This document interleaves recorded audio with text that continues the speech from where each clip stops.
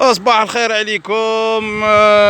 جمعة مباركة للجميع، في خاوتنا الجزائريين بالمهجر، خاوتنا الجزائريين هنا في الداخل في كل ربوع الوطن 48 ولاية. نقول لكم السلام عليكم، صباح النور. كما راكم تشوفوا امام الكاميرا، هنا رانا اليوم في القطب الجامعي محمد لامين دباغين اثنين الهضاب. رانا في الجهة اللي وراء واسمو الجهه اللي الطريق الاجتنابي هذا اللي يدي بين، كما نقولوها احنا، بين عين الموس حتى حي شيخ العيفه والله فرماته سابقا. هذا الموضوع احنا موش موضوعنا، الموضوع تاعنا حنايا اللي جايين نهضروا عليه اليوم هو هذا الانحراف الغير اخلاقي. وين راكم تشوفوا حنايا، هذا راهو المنعطف الاجباري اللي يسلكوه حافلات الجامعه باه يدخلوا للمدخل هنا تاع الخدمات الجامعيه تاع النقل الجامعي. المشكل موشي هنا، المشكل في التصرفات تاع بعض المواطنين، وين يجيو يشربوا هنايا حاشاكم وحاشا السامعين الخمر، ويتناولوا حتى الأقراص المهلوسة كما راكم تشوفوا. ها هي صورة خير دليل في مكان طبيعي، رغم وجود الكاميرات المراقبة ورغم كما يقولوها تواجد السكاني تاع البعض تاع التواجد السكاني، إلا أن هذه التصرفات لم تتوقف. سؤال يبقى مطروح، لماذا؟ كما راكم تشوفوا هنا، ها هي الأقراص المهلوسة أخويا، عادي في بلادي.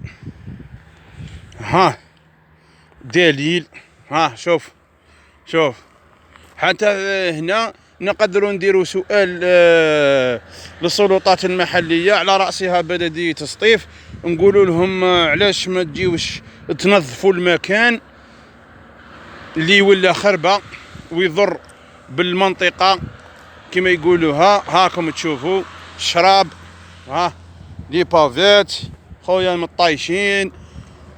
ها يعني رانا في فوضى بأتم معنى الكلمة، الشراب بكل أنواعه. ها يعني ما قدرناش حنايا كما يقولوها نعبروا، نخليو الصورة هي اللي تعبر. وبلا تصرفات هذه تاع شرب الخمر والأقراص المهلوسة في هذا المكان، أيضا كاينة تصرفات غير أخلاقية، هي أنه أصبح مكان للدعارة وممارسة العهر، وهذا غير مقبول للأسف الشديد.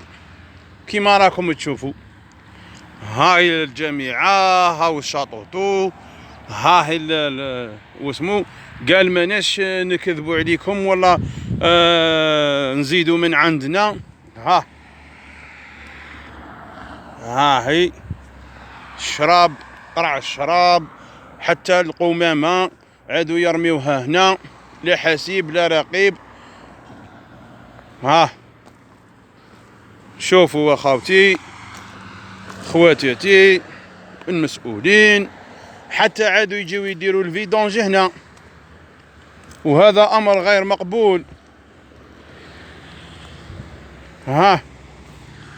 هاو الشراب، ها قرع تاع الشراب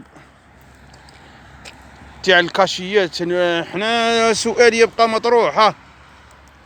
ها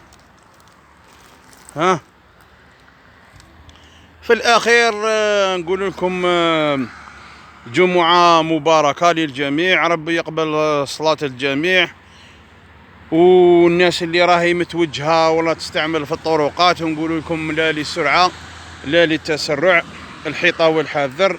العائلات تاوعكم راهم في انتظاركم، سوقوا بالعقل. والسلام عليكم ورحمة الله تعالى وبركاته.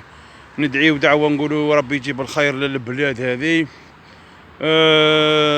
ربي يحفظنا ويحفظ البلاد ويحفظ أمهاتنا وأمهات جميع المسلمين، ويحفظ خاوتنا. وكما يقولوا ها هي الشجرة تاع الأمل إن شاء الله. جاينا عام جديد بإذن الله، إن شاء الله تنفتح الأوراق وتزول علينا هذه الأزمة الاقتصادية وهذا التعفن الاجتماعي والسياسي اللي راهو يسود في البلاد. والسلام عليكم ورحمة الله تعالى وبركاته.